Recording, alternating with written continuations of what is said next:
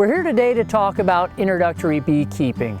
And 5 years ago, I was interested in becoming a beekeeper primarily because we bought a place out in the country and it had apple trees. And every year, the apples did not pollinate well. We didn't have a good fruit set.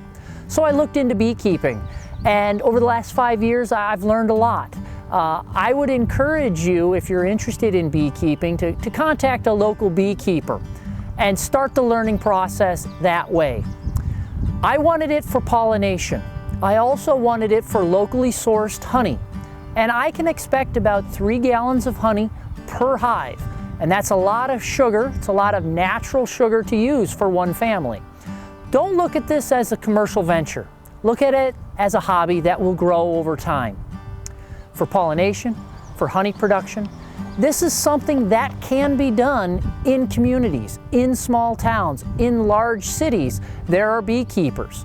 It's something that if you have a south-facing exposure where those bees can warm up in the morning and have a little shade in the early afternoon so they don't overheat, you can be a beekeeper. Again, it all starts with information. Get yourself some books, talk to a local beekeeper. Once that hobby starts, it's going to grow over time. It's a great hobby to have.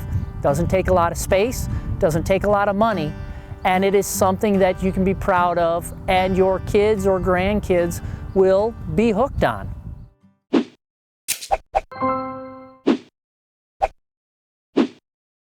We're here today to talk about a modern beehive, the components of that hive, and how to locate that hive on your property. The first thing I look for in a beehive location is a south-facing exposure. I want that morning sun to warm that beehive up to have those bees become active. I then look for an area that has a south-facing exposure but then has some afternoon shade. So tucked in back into a tree, those beehives